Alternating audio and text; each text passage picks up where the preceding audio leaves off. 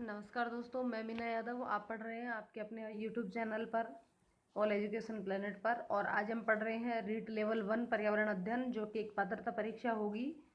उसका टॉपिक परिवार और उसमें भी सामाजिक बुराइयां। सामाजिक बुराइयों में आज हम पढ़ेंगे बाल विवाह और बाल श्रम।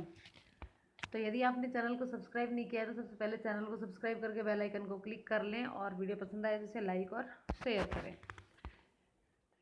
ये टेलीग्राम चैनल है, इसको भी आप ज्वाइन कर सकते हैं। स्टार्ट करते हैं बाल विवाह। तो देखिए, सबसे पहले तो बात करेंगे हम बाल विवाह किसे कहते हैं। तो देखिए, सरकार द्वारा जो विवाह के योग्य जो आयु निर्धारित की गई है, उस आयु से कम आयु पर यदि विवाह किया जाता है तो उसे बाल विवाह कहते हैं। यानी कि सरकार द्वारा विवाह योग्य न्यूनतम आयु से कम आयु में विवाह करना बाल विवाह कहलाता है। वर्तमान में बाल विवाह योग्य न्यूनतम आयु लड़कों के लिए 21 वर्ष है और लड़कियों के लिए 18 वर्ष निर्धारित की गई है। लेकिन आपको बता दें कि कैबिनेट में एक बिल पास हो चुका है जिसमें लड़कियों की आयु 18 से बढ़ा करके 21 वर्ष करने की मंजूरी उसको मिल चुकी है। तो आने वाले समय में जो है लड़कियों की आयु भी, विवाह योग्य आयु जो है वो भी 21 वर्ष होने वाली है। ये भी चीज़ ध्यान रखने की है। नेक्स्ट है बाल विवाह के क्या कारण हो सकते हैं, किस लिए बाल विवाह होते हैं। तो देखिए, बाल विवाह होने के जो कारण हैं उनमें सबसे मुख्य कारण है कि जो बेटियां होती हैं उनको परिवार पर बोझ समझा जाता है। माता पिता के द्वारा अपनी बेटियों को शादी के लिए बोझ समझा जाता है। लोगों में शिक्षा का अभाव होता है। रूढ़िवादिता का होना, यानी कि रूढ़िवादी सोच के जो लोग हैं वो भी इस बाल विवाह का मुख्य कारण है। निम्न आर्थिक स्थिति का होना, लोगों के पास का ज़्यादा पैसा नहीं होता तो वो सोचते हैं जितना लेट शादी करेंगे उतना ही पैसे का ज़्यादा खर्च उठाना पड़ेगा, इसलिए निम्न आर्थिक स्थिति के कारण भी बाल विवाह होते हैं। और लोगों को बाल विवाह के प्रति जागरूक ना होना, लोग जो है वो बाल विवाह के क्या दुष्परिणाम है उससे जागरूक नहीं है। ये सब कारण है बाल विवाह के।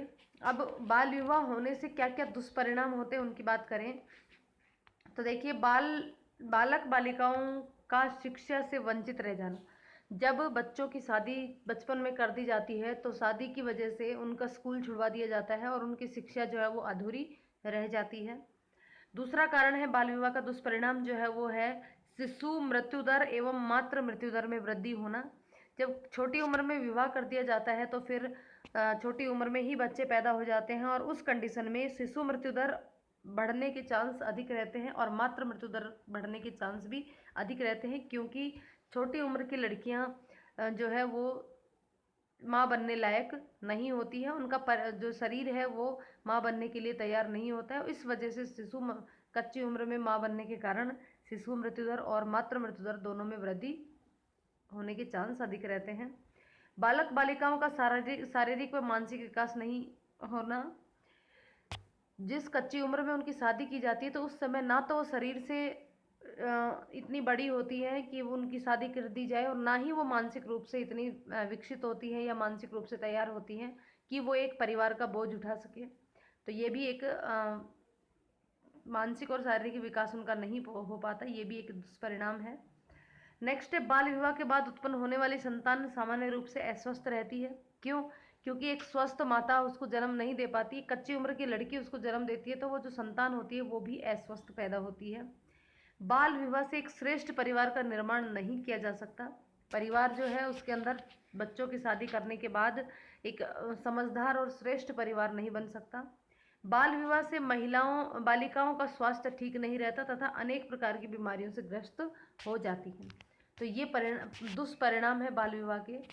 अब बाल विवाह के निवारण हेतु जो कानूनी उपाय किए गए हैं उनकी बात करते हैं। क्या क्या कानून बने हुए, कब कब बने हुए हैं और उनमें किस किस प्रकार से संशोधन हुआ है। तो सबसे पहले भारत में बाल विवाह को रोकने के लिए तथा उन कठोर प्रावधान करने हेतु अजमेर के हरविलास शारदा ने 1929 में शारदा एक्ट 1922 को मंजूरी दी। शारदा एक्ट को मंजूरी देने वाले कौन थे? अजमेर के हरविलास शारदा। शारदा एक्ट 1922 जिसे 7 अप्रैल 1930 को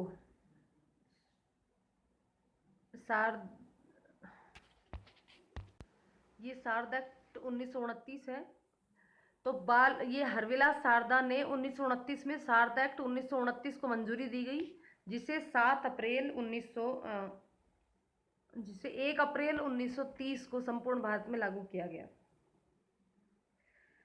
ये जो एक्ट है ये 28 सितंबर को पारित हुआ था। पारित तो हुआ था 28 सितंबर को और लागू हुआ 1 अप्रैल 1930 को।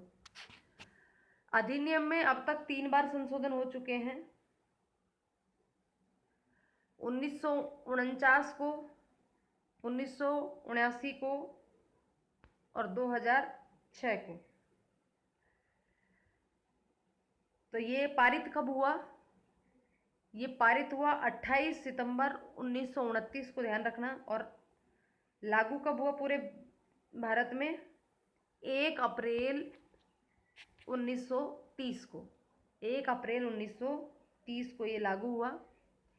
और जब ये लागू हुआ था उस समय जो न्यूनतम आयु निर्धारित की गई थी वो न्यूनतम आयु थी 14 वर्ष लड़की की और 18 वर्ष लड़के की। यानी कि शारदा एक्ट के समय जो न्यूनतम आयु रखी गई थी वो लड़कियों के लिए 14 वर्ष और लड़कों के लिए 18 वर्ष। परंतु 1978 में शारदा एक्ट 1929 में संशोधन किया गया और जो न्यूनतम आयु थी उसको बदल दिया गया और न्यूनतम आयु लड़की के लिए 18 वर्ष कर दी गई और लड़कों के लिए 19 वर्ष कर दी गई। तो शारदा एक्ट में संशोधन 1978 में हुआ और इसके अंदर लड़कियों की न्यूनतम आयु 18 वर्ष और लड़कों की न्यूनतम आयु 21 वर्ष कर दी गई। और उसके बाद 2006 में इसकी जगह, शारदा एक्ट की जगह, बाल विवाह रोकथाम अधिनियम यानी कि बाल विवाह निषेध अधिनियम 2006 जो है उसको लागू किया गया। तो बाल विवाह निषेध अधिनियम 2006 में केंद्र सरकार द्वारा शारदा एक्ट 1929 को समाप्त कर दिया गया और उसकी जगह पर बाल विवाह निषेध अधिनियम 2006 को लाया गया, जो कि 1 नवंबर 2007 को जम्मू कश्मीर राज्य को छोड़ करके पूरे भारत में लागू हुआ।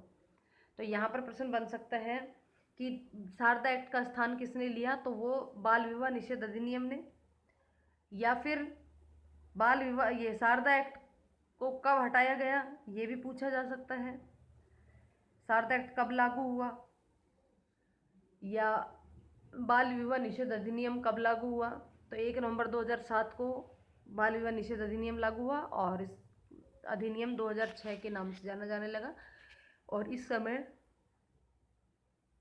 जो न्यूनतम आयु थी वो वही रखी गई, 18 और 21 वर्ष। 18 वर्ष लड़कियों की और 21 वर्ष लड़कों की। और इसको जम्मू कश्मीर को छोड़कर पूरे भारत में इसको लागू किया गया। इस अधिनियम के तहत यह प्रावधान किया गया कि बाल विवाह हो जाने के पश्चात विवाह योग्य निर्धारित न्यूनतम आयु हो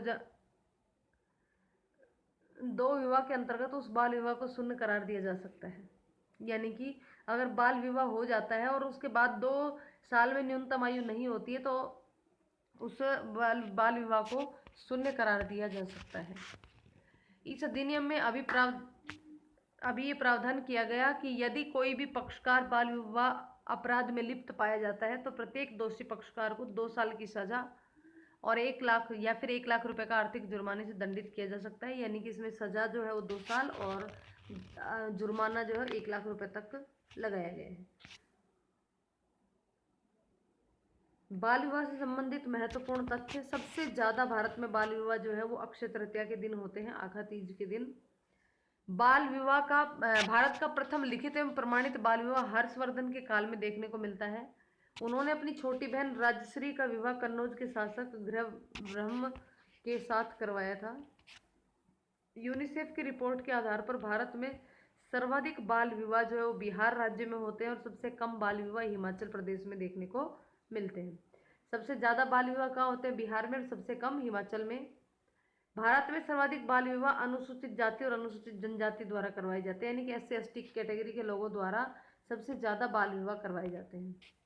अब बाल विवाह के निवारण हेतु क्या क्या उपाय किए जा सकते हैं? तो सबसे पहले तो समाज में जागरूकता फैला करके, शिक्षा का प्रचार प्रसार करके, दूसरा गरीबी उन्मूलन का कार्य करके, तीसरा इन सामाजिक कार्यक्रमों का क्रियान्वयन करके, नुक्कड़ नाटकों के माध्यम से समाज को बाल विवाह के दुष्परिणामों के बारे में अवगत करा करके।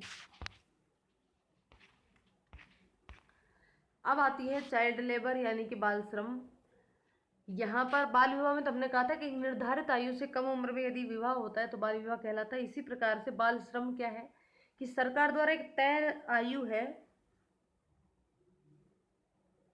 उस निर्धारित आयु से यदि कम आयु के बच्चों द्वारा कोई भी शारीरिक कार्य बाल श्रम करवाया जाता है तो वह बाल श्रम की श्रेणी में आता है। कोई भी शारीरिक कार्य करवाया जाता है तो बाल श्रम की श्रेणी में आता है। और वो निर्धारित आयु क्या है, तो बाल श्रम की निर्धारित आयु है अनुच्छेद 24 के तहत 14 वर्ष से कम उम्र के बच्चों को कारखाने, खान या किसी अन्य खतरनाक कार्य में नहीं लगाया जा सकता, और अगर कोई लगाता है तो ये एक कानूनी अपराध है।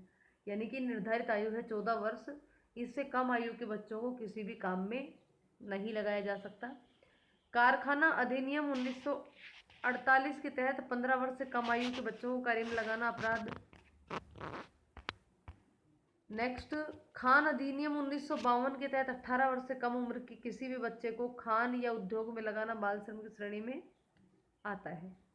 अंतर्राष्ट्रीय श्रम संगठन के अनुसार 15 वर्ष से कम आयु के उम्र के जो बच्चे हैं उनको काम में लगाना अपराध है। अंतर्राष्ट्रीय संगठन के अनुसार 15 वर्ष आयु, कारखाना अधिनियम के अनुसार 15 वर्ष आयु, खान अधिनियम 1952 के तहत 18 वर्ष की आयु। अब बाल श्रम के क्या कारण हो सकते हैं, तो बाल श्रम का पहला कारण है गरीबी। गरीबी ज़्यादा होने की वजह से जो लोग हैं वो अपने बच्चों को बाल मजदूरी यानी कि किसी जगह पर काम करने के लिए भेजते हैं। दूसरा है शिक्षा का अभाव। शिक्षा का अभाव होने के वजह से माँ बाप बच्चों को की शिक्षा का महत्व नहीं समझते और उनको शिक्षा से वंचित रख देते हैं। तीसरा है जनसंख्या वृद्धि। जनसंख्या काफ़ी बढ़ जाने की वजह से आमदनी के सोर्स जो है वो कम हो गए हैं, इसलिए बच्चों द्वारा भी मजदूरी वगैरह करवाई जाती है। बालक का सस्ता श्रमिक होना। यदि कोई सकुशल श्रमिक लेकर के आते हैं अगर कार्य के लिए तो वो पूरी तनख्वाह मांगता है, लेकिन किसी बालक श्रमिक को रख दिया जाए तो वो कम पैसे में ही काम कर देता है, तो ये भी एक इसका कारण है। सरकारी नियमों का सही ढंग से पालन नहीं होने की वजह से भी ये सब चीज़ें होती हैं। अब है बाल श्रम के दुष्परिणाम। क्या क्या दुष्परिणाम है? छोटी उम्र में ही बच्चों को बाल श्रम के लिए भेज देने की वजह से बच्चे अनपढ़ रह जाते हैं, पढ़ लिख नहीं पाते। बच्चों का बचपन छिन जाता है, वो बचपन में ही काम करना शुरू कर देते हैं और अब उनका बचपन जो है वो ख़त्म हो जाता है। बाल अपराध में वृद्धि। बच्चे जो है वो काम के साथ साथ कुछ बच्चे आपराधिक प्रवृत्ति के भी हो जाते हैं और इस वजह से बाल अपराध में भी वृद्धि होने लगती है। बच्चों का शारीरिक व मानसिक विकास नहीं हो पाता। बाल श्रम की वजह से जो बच्चे होते हैं उनका शारीरिक रूप से और मानसिक रूप से विकास जो है वो नहीं हो पाता। बाल श्रम बढ़ने से वयस्कों को रोजगार नहीं मिल पाता। जब छोटे बच्चे काम पर चले जाते हैं तो जो वास्तव में काम करने के लायक हैं उनको रोजगार से वंचित रहना पड़ता है। नेक्स्ट है बाल श्रम के रोकने के कार्य। कानूनी प्रावधान और संवैधानिक प्रावधान। जो कार्य करवाए जा सकते हैं बाल श्रम को रोकने के लिए उसमें कुछ तो है कानूनी प्रावधान, कुछ संवैधानिक प्रावधान है, कुछ है बाल श्रम निषेध संस्थान और कुछ सरकारी नीतियाँ। तो सबसे पहले रोकने के उपायों की बात करते हैं। तो संवैधानिक प्रावधान में अगर हम बात करें संविधान में क्या क्या प्रावधान बाल श्रम को रोकने के लिए किए गए हैं, तो उसमें सबसे पहले आता है अनुच्छेद 24। अनुच्छेद 24 जो कि संवैधानिक रूप से बाल श्रम रोकने का कार्य के रूप में जाना जाता है। दूसरा है कानूनी प्रावधान। कानूनी प्रावधान में बाल श्रम रोकने के लिए जो कानून बना है उसमें है बाल श्रम निषेध अधिनियम 1986 और दूसरा है कारखाना अधिनियम 1948। सरकारी नीतियां बाल श्रम निषेध नीति। सरकारी नीतियों के अनुसार बाल श्रम निषेध नीति अगस्त 1987। विभिन्न संस्थाएं और जो है उनमें है यूनिसेफ, अंतर्राष्ट्रीय संस्थान यूनिसेफ 11 दिसंबर 1946। राष्ट्रीय संस्थान बाल श्रम उन्मूलन प्राधिकरण 26 सितंबर 1994। तो अन्य संस्थानों में किस किस का नाम है? अंतर्राष्ट्रीय संस्थान यूनिसेफ और अंतर्राष्ट्रीय संस्थान में आया है बाल श्रम उन्मूलन प्राधिकरण 26 सितंबर 1994। अनुच्छेद 21 क अनुच्छेद 21(6) क्या कहता है कि शिक्षा का अधिकार सरकार द्वारा 6 से 14 साल की उम्र के सभी बच्चों को सरकार द्वारा कानून के जरिए निर्धारित रूप से निःशुल्क एवं अनिवार्य शिक्षा प्रदान की जाएगी। तो अनुच्छेद 21 तो शिक्षा के अधिकार में 6 से 14 वर्ष तक के बच्चों को निःशुल्क शिक्षा, अनिवार्य शिक्षा की बात करता है। अनुच्छेद 23 बच्चों की खरीद व बिक्री पर रोक लगाता है। छोटे बच्चों की खरीद और बिक्री है उन पर रोक लगाने का कार्य अनुच्छेद 23 करता है। अनुच्छेद 24 कारखानों में बच्चों के रोजगार पर निषेध, यानी कि अनुच्छेद 24 में बताया गया है कि 14 साल से कम उम्र के जो बच्चे होते हैं उसको किसी भी फैक्ट्री या खदान या किसी भी खतरनाक कार्य में नहीं लगाया जाएगा। उसके बाद है अनुच्छेद 39, सरकार द्वारा विशिष्टतः अपनी नीतियों को मजदूरों के स्वास्थ्य एवं बाल संरक्षण, पुरुष तथा महिलाओं तथा कम उम्र के बच्चों का शोषण न होने देने और आर्थिक जरूरतों के कारण नागरिकों को अपनी उम्र और ताकत के लिए अनुपयुक्त उद्यम में प्रवेश न करने के प्रति निर्देशित होगा। यानी कि अनुच्छेद 49 सरकार के द्वारा जो नीतियां बनाई गई हैं मजदूरों के स्वास्थ्य और बाल संरक्षण, पुरुष तथा महिलाओं या कम उम्र के बच्चों का शोषण न होने देने, आर्थिक जरूरत के कारण नागरिकों को अपनी कम उम्र में ही अनुपयुक्त उद्यम में प्रवेश न करने के प्रति निर्देशित किया गया है या करना होगा। बाल अधिकारों को सुरक्षित रखने के लिए जो कानून बनाए हैं उनमें है सबसे पहले कारखाना अधिनियम 1948। 14 साल से कम उम्र के बच्चों को कारखाने में काम करने से रोका गया है। इस अधिनियम के तहत यानी कि बाल अधिकारों को सुरक्षित रखने के लिए कारखाना अधिनियम 1948 बनाया गया, जिसमें 14 वर्ष की आयु वाले बच्चों को कारखानों में काम करने से रोका जाएगा। दूसरा है खाद्यान्न अधिनियम 1952। इस अधिनियम के तहत 18 वर्ष से कम आयु वाले बच्चों को खाद्यान्नों में काम करने का प्रतिबंध लगाता है। अनैतिक तस्करी बचाव अधिनियम 1956।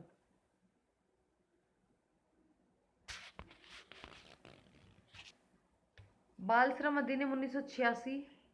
14 वर्ष से कम उम्र के बच्चों को जीवन जोखिम में डालने, व्यवसाय में काम करने पर जोर।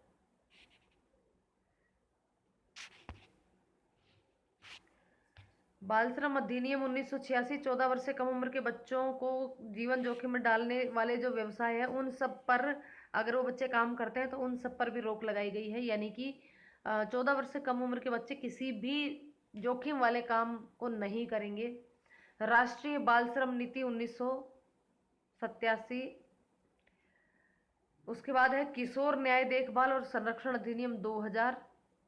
बच्चों के रोजगार को दंडनीय, यानी कि बच्चों के अगर रोजगार कोई करवाता है तो वो दंडनीय है। बाल विवाह निषेध अधिनियम 2006। उसके बाद राष्ट्रीय बाल संरक्षण आयोग 2007। बाल अधिकारों के उल्लंघन से जुड़े मसलों को सुलझाने का काम निःशुल्क और अनिवार्य बाल शिक्षा का अधिकार अधिनियम 2009। तो सबसे पहले तो बाल संरक्षण आयोग 2007 बाल अधिकारों के उल्लंघन से जुड़े मसलों को सुलझाने का काम करता है। उसके बाद निःशुल्क और अनिवार्य बाल शिक्षा का अधिनियम जो है 2009 में लागू किया गया। लैंगिक अपराधों से बालकों का संरक्षण अधिनियम 2012 बनाया गया। किशोर न्याय बालकों की देखभाल एवं संरक्षण अधिकार अधिनियम 2015। बाल श्रम को रोकने के लिए कुछ सरकारी योजना।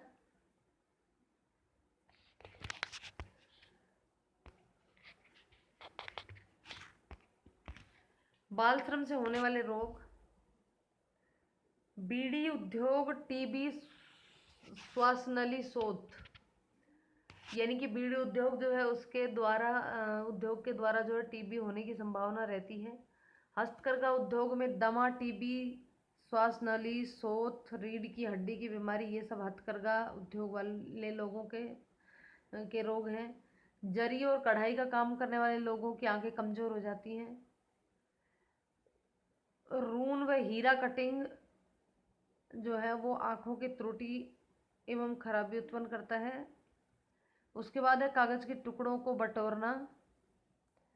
जो कागज के टुकड़े बीनते हैं या फिर जो पत्थर का काम करते हैं उसमें सिलिकोसिस, सर्दी तथा खांसी आदि रोग जो हो जाते हैं जो कागज बीनने वाले लोग होते हैं उनमें।